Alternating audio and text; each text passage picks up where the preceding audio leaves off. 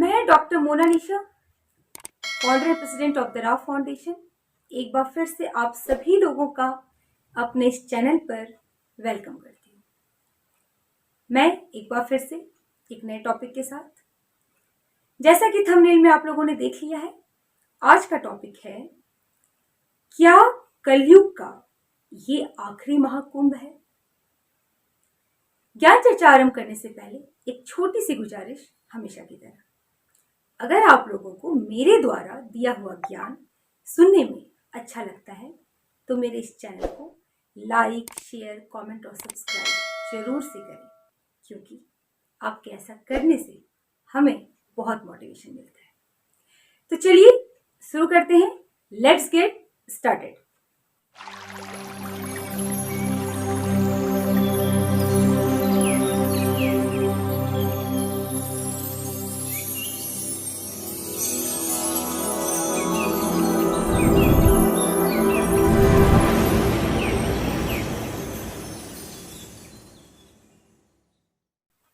जैसा कि अभी आप लोग सभी न्यूज़ चैनल, यूट्यूब ये सब पे देख रहे होंगे, एक भविष्यवाणी है, बहुत जोर शोर से दिखाई जा रही है, भविष्यवाणी के रूप में दिखाई जा रही है कि ये जो महाकुंभ अभी चल रहा है ये कलयुग का आखिरी महाकुंभ है।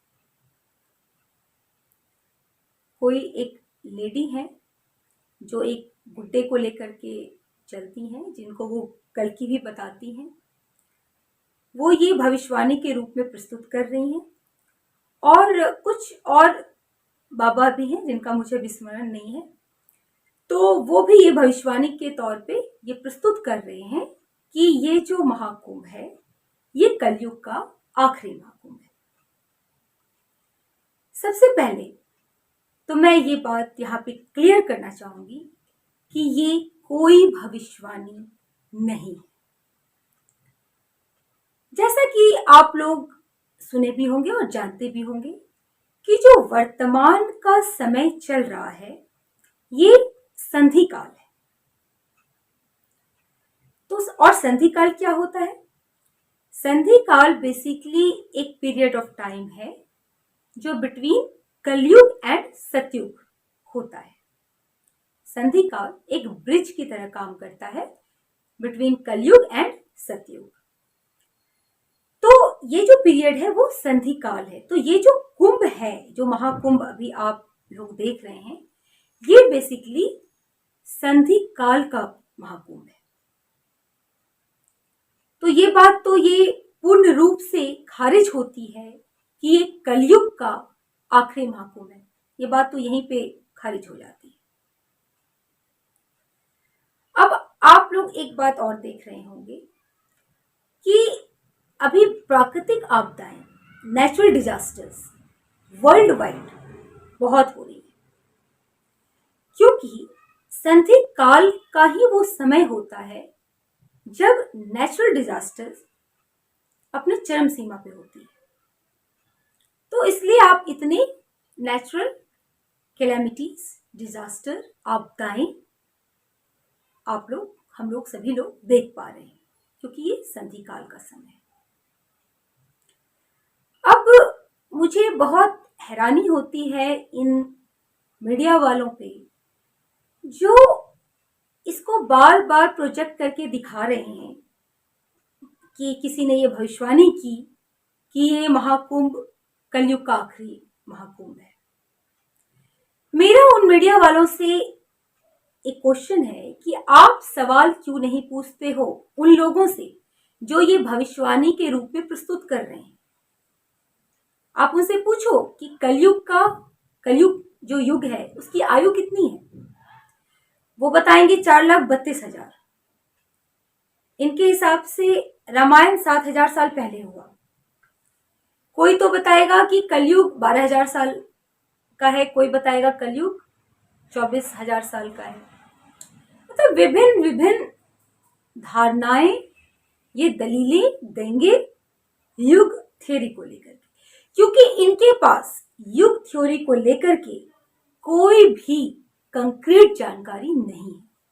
इनके पास कोई कैलकुलेशन नहीं।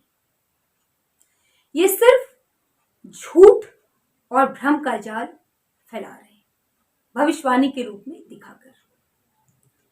आप लोग खुद समझिए कि जब ये संधि काल चल रहा है, यानी एक टर्निंग पॉइंट जैसी सिनेरियो है, एक नए युग के आने से पहले, तो ऑब्वियस सी बात है कि जो ये कुंभ होगा वो आखिरी होगा।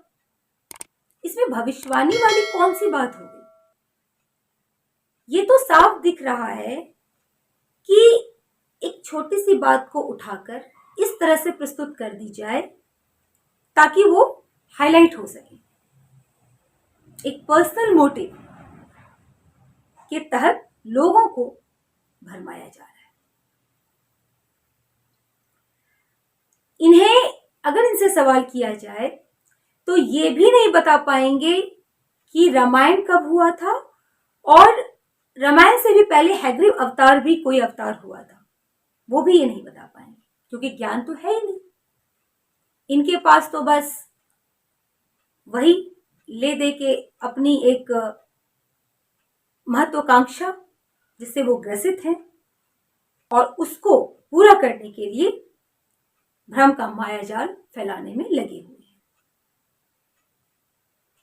इनकी बातों का कोई भी प्रासंगिकता आपको देखने को नहीं मिलेगी। अब यूं तो मैं इस वीडियो के माध्यम से आप लोगों को युग थ्योरी का जो कैलकुलेशन है पूरा मैं बता सकती हूँ, हमारे पास है, लेकिन आज मैं इस वीडियो में कवर नहीं करूंगी, मैं अन्य किसी वीडियो में इसको कवर करूंगी। और एक वजह ये भी है कि एक छोटा सा आप लोगों को मैं उदाहरण के तौर पे बताना चाहती हूँ कि हमने एक कैलकुलेशन दी थी 1200 इंटू 360 इज इक्वल टू 4,32,000। ये कैलकुलेशन रा वालों का है, ठीक है। हमारी जो फाउंडेशन है, रा फाउंडेशन, ये वहां से दी हुई कैलकुलेशन है, ये हमारी कैलकुलेशन है। इसको लोगों ने इंटरनेट पे चोरी करके कमेंट में जा जाके कहीं कहीं वो मेंशन कर रहे हैं और इस तरह से प्रस्तुत कर रहे हैं कि वो कितने बड़े ज्ञानी हैं, अपने आप को ज्ञान रूपी दिखा रहे हैं। उनका ये खुद का कैलकुलेशन किया हुआ नहीं है। तो लोगों का काम है दूसरों का ज्ञान चोरी कर लो और खुद को ज्ञान रूपी दिखाओ, यही हो रहा है यहाँ। अब मैं थोड़ा सा ये आईटी बाबा पे आती हूँ। ये कहते हैं कि मैं सत्युग को स्थापित करूंगा। ये सत्युग का स्थापित करेंगे जिन्हें सत्युग का स भी नहीं पता। इनकी बातें आप अगर माइन्यूटली ऑब्जर्व करोगे तो सिर्फ और सिर्फ एनर्जी, इनर्शिया और जो इनका एक फिजिक्स सब्जेक्ट है उस तक ही घूमता रहता है इनका ज्ञान, इससे ये बाहर ही नहीं आते। ठीक है, इन्होंने एक, मैं तो इनको ज्ञानी तब समझती जब इन्होंने जो डिग्री ली है, एक बीटेक एक अच्छी डिग्री होती है, लेकिन उस ज्ञान को जो इन्होंने पढ़ा, जो फिजिक्स, जो भी इनका स्पेशलाइजेशन है, हो सकता है इनको अपने विषय में एक महारत हासिल हो, पर उन्होंने उस ज्ञान को, उस सब्जेक्ट के ज्ञान को आध्यात्मिकता से जोड़ दिया और इस तरह से प्रस्तुत कर रहे हैं लोगों के सामने जैसे पता नहीं कौन सा नवीन ज्ञान दे रहे हो। और वो लोग भी बहुत आश्चर्य कर रहे हैं जो इनके ज्ञान से बहुत इंप्रेस हो रहे हैं। देखिए, मैं इस वीडियो के माध्यम से एक बहुत इंपॉर्टेंट बात आज बताने जा रही हूं कि एक सही ज्ञानी और एक सही विद्वान वो होता है जिसको सिर्फ एक सब्जेक्ट का ज्ञान नहीं हो, मल्टीपल सब्जेक्ट्स का ज्ञान हो। अगर आप किसी एक सब्जेक्ट से बंधे हुए हैं तो आप सब्जेक्टिविटी के शिकार हैं, आप बायस्ड अप्रोच है आपका, आप हर जगह अपने ही सब्जेक्ट से सीखे हुए टर्म्स को, टर्मिनोलॉजी को ऐसे एप्लीकेशन में लाएंगे और उसी दृष्टिकोण से, उसी पर्सपेक्टिव से आप पूरी दुनिया को देखना शुरू कर देंगे। और यहीं पर एक कहावत बहुत अच्छी फिट होती है इन पर कि a little knowledge is very dangerous. आप लोग खुद सोचिए कि समाज जो बनता है, ये समाज जो है, हम आपसे समाज बनता है, इसमें इतने पहलुएं हैं, इतने पहलुओं से हम घिरे रहते हैं।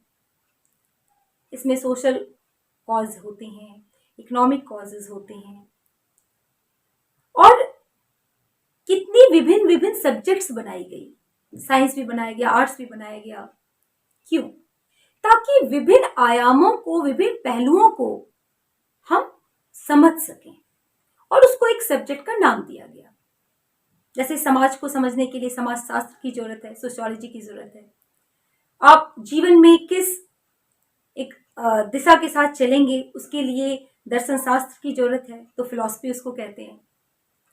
डेवलपमेंट के लिए साइंस एंड टेक्नोलॉजी है। और एक आप इंटेलेक्चुअल बनते हैं तो उसके लिए लिटरेचर चाहिए। तो कहने का मतलब है, आर्थिक आपका जो सिस्टम है उसको चलाने के लिए इकोनॉमिक्स चाहिए। तो कहने का ये मतलब है कि हर सब्जेक्ट का रोल है, और जब विभिन्न सब्जेक्ट्स को आप पढ़ के एक गहनता हासिल करते हैं, एक डीपनेस आप हासिल करते हैं, उन सभी सब्जेक्ट का एक निचोड़ निकालते हैं, तब जाकर के आप ज्ञान स्वरूपी बनते हैं। तो ज्ञान का ये नहीं मतलब होता है कि आपने तालीम हासिल कर लिया, आपने डिग्री ले ली। मैं हमेशा एक बात कहती हूँ कि आपकी एजुकेशन आपके डिग्री से नहीं पता चलता। आपने जो पढ़ाई की है, आपने जो जीवन में समझा है, उसको आप जीवन में कितना उतार पाते हैं, कितना उसका एप्लीकेशन कर पाते हैं, वो मायने रखता है। वो आपकी विद्वता को दिखाता है। तो इनके लिए IIT बाबा जो हैं, इनके लिए बड़ी अच्छी फिट बैठती है यहाँ पे कि थोथा चना बाजे घना, वही इनका काम हो रहा है। जिसका काम है उसी को शोभा देता है।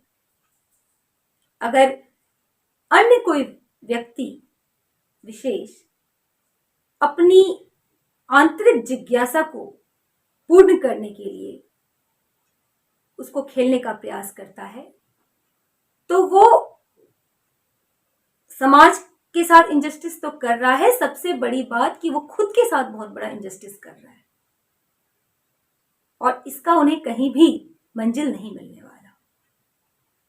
आप लोग एक बात नोटिस कीजिएगा, ये लोग कभी भी भविष्यवाणी की बात ही नहीं करते। ये जितने बन रहे हैं कल की अवतार और ये सब, ये कभी भी बात नहीं करेंगे किसी भविष्यवाणी की, क्योंकि इन्हें पता है कि भविष्यवाणियां अगर आ गई तो वो तो इस पे खड़े उतरने वाले नहीं है। आप लोग खुद सोचिए कि जो प्रोफेसीज की गई है उसका कोई रेलिवेंस है ना, उसकी प्रासंगिकता है, तभी वो विद्वानों और महानुभावों द्वारा किया गया है। तो उन्हें पता है कि इस पे तो वो खड़े उतरेंगे नहीं, तो फिर क्या करना है? ज्ञान है नहीं तो बस वो कभी ऊर्जा की बात, कभी इनर्शिया की बात, कभी जो सब्जेक्ट पढ़ा उसी से रिलेटेड बातें कर लेना। ऐसे नहीं होता। ज्ञान कभी एक सब्जेक्ट का नहीं होता, मल्टीपल आयाम होते हैं उसके। तो इनको तो मैं यही कहूंगी कि देखिए, जिसका काम उसी को साजे, बाकी सब थोथा बाजे। जो चूजन वन है ये उसका काम है। आप अपनी जिज्ञासा को शांत करने के लिए जिस होड़ पे चल रहे हैं, आप स्वयं के साथ बहुत बड़ा इंजस्टिस कर रहे हैं, समाज के साथ तो कर ही रहे हैं। क्यों बेवजह आप बेगानी शादी में अब्दुल्ला दीवाना वाला हाल कर रहे हो अपना? हासिल क्या होगा इससे? और मैं एक बात और यहां बताऊंगी कि यही जो ये लोग कर रहे हैं, यही कभी हमारी जो नेशनल पार्टी है करंट गवर्नमेंट की, उन्होंने भी यही काम किया था। 2014 में उन्होंने भी मोदी जी को कल्कि अवतार कि कोई अवतार आ रहा है, नॉस्ट्रेडमस की भविष्यवाणी से ये बताया था कि कोई अवतार आने वाला है और ऐसा प्रोजेक्शन किया था कि वही है। लेकिन उन्होंने कभी भी कोई भी भविष्यवाणी का एविडेंसेस नहीं दिया। तो यही होता है कि जो झूठ होता है वो कभी भी एविडेंसेस नहीं देता, वो भविष्यवाणियों की बात नहीं करता। और ये लोग भी यही कर रहे हैं, इन्हें भी भविष्यवाणियों से कोई मतलब नहीं। तो बेसिकली ये लोग जो इस तरह से कर रहे हैं, और इसमें एक बात और भी बड़ी इनका जो हिसाब किताब है उससे एक बात बड़ी समझ में आती है कि इनके बारे में भी पहले से ही प्रिडिक्शन है।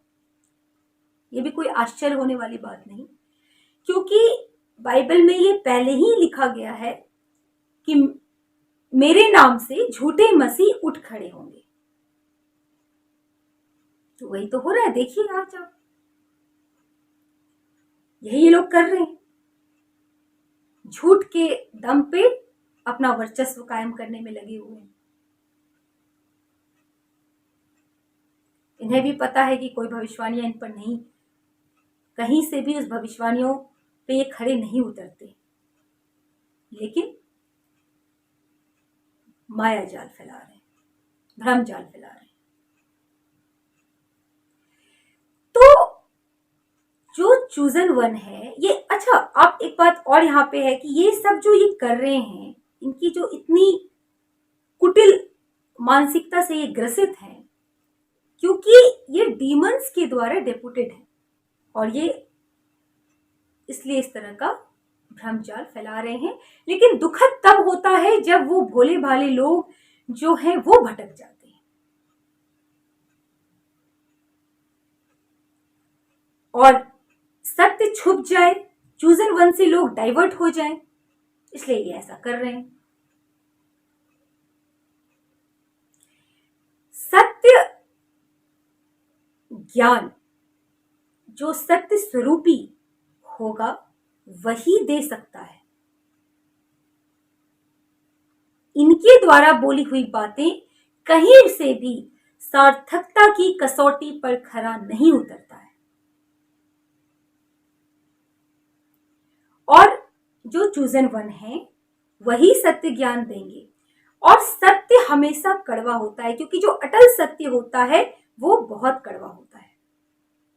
इसीलिए बाइबल में पहले से लिखी गई है कि जो आ रहे हैं उनके साथ सिर्फ 1,44,000 लोग ही उनके साथ होंगे, क्योंकि बाकी लोग तो सत्य को डाइजेस्ट ही नहीं कर पाएंगे, उन्हें समझ ही नहीं आएगा। और दूसरी भाषा में इसको कहें तो वो पात्रता नहीं रखते हैं, क्योंकि सत्य को वही समझ पाएंगे, सत्य तक वही पहुंच पाएंगे जो पात्रता रखते हैं, वही सत्य को समझ पाएंगे, वही सत्य को डाइजेस्ट कर पाएंगे। बाकी के लिए तो सत्य है ही नहीं। अब अगर आप लोगों में से कोई सत्य को जानना चाहते हैं तो हमारी राह फाउंडेशन की वेबसाइट है, आप उस पर विजिट कर सकते हैं। आपको मैं अपनी वेबसाइट बताती हूँ, www.therahfoundationglobal.org। इस पे आप विजिट कीजिए और वहां पे क्वेश्चंस दिए गए हैं, उस पर रिसर्च कीजिए, आप सत्य तक स्वतः पहुंच जाएंगे। इसी सत्य की प्रासंगिकता को समझने के लिए हनुमान चालीसा में एक लाइन है, बाल समय रवि भक्ष लियो कपि तीनों लोक भयो अंधियारो। मतलब कि उस सत्य को इस तरह से छुपा दिया गया ताकि तीनों लोक में अंधियारा हो जाए, यानी सत्य तक कोई भी नहीं पहुंच सके। सत्य तक वही पहुंच सकते हैं जो डिजर्विंग होंगे, जो पात्रता रखेंगे और जो चुने हुए होंगे, वही सत्य को समझ सकते हैं और सत्य तक पहुंच सकते हैं। तो इसका जो सत्य के संदर्भ में आप हनुमान चालीसा की इस लाइन से भी आप समझ सकते हैं कि किस तरह सत्य को छुपा दिया गया है।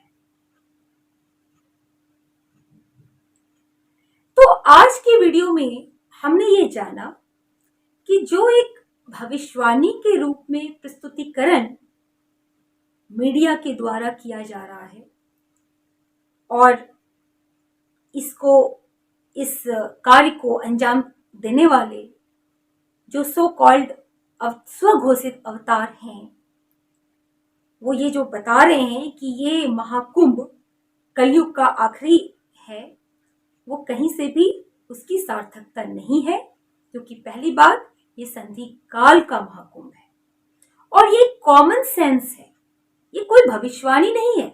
आप खुद सोचिए, ये तो एक कॉमन सेंस की बात हुई कि जब एक ट्रांजिशन मोड आ गया, संधि काल इज व्हाट? संधि काल इज अ ट्रांजिशन मोड, है ना? It is a bridge between कलयुग एंड सतयुग, ट्रांजिशन पीरियड है ये। तो यहाँ जो चीज ट्रांजिशन होती है उसके बाद कुछ नया आता है, तो ऑब्वियस सी बात है कि जो उस समय के कॉन्टेक्स्ट में जो गतिविधियां, जो एक्टिविटीज हो रही हैं, वो आखिरी होगा ना। और अभी संधि काल चल रहा है, तो ये तो संधि काल का आखिरी होगा ही महाकुंभ। इसमें भविष्यवाणी वाली कौन सी बात हो गई? इसको क्यों भविष्यवाणी के रूप में बढ़ा चढ़ा के बताया जा रहा है? क्योंकि उन्हें पता है कि लोगों का उस तरह का आईक्यू नहीं है, लोग उस तरह से सोच नहीं सकते हैं। तो जैसा हम प्रोजेक्शन करवा देंगे, लोग वैसा मान लेंगे। यही हो रहा है, इसको भविष्यवाणी के रूप में प्रस्तुत किया जा रहा है, जबकि इसमें भविष्यवाणी वाली कोई बात नहीं है, ये कॉमन सेंस है। तो इसलिए मैंने कहा कि अगर आप लोग आप लोगों में से जो भी एक अच्छी आईक्यू रखते हैं और सत्य को समझना चाहते हैं, सत्य को जानना चाहते हैं, तो हमारे राव फाउंडेशन के वेबसाइट को विजिट कीजिए और वहां के क्वेश्चंस को देखिए, उस पर रिसर्च कीजिए, आप डेफिनेटली सत्य तक पहुंच जाएंगे। तो आज के लिए इतना ही, फिर मिलते हैं किसी अन्य वीडियो में किसी नए टॉपिक के साथ। तब तक के लिए सभी को नमस्कार।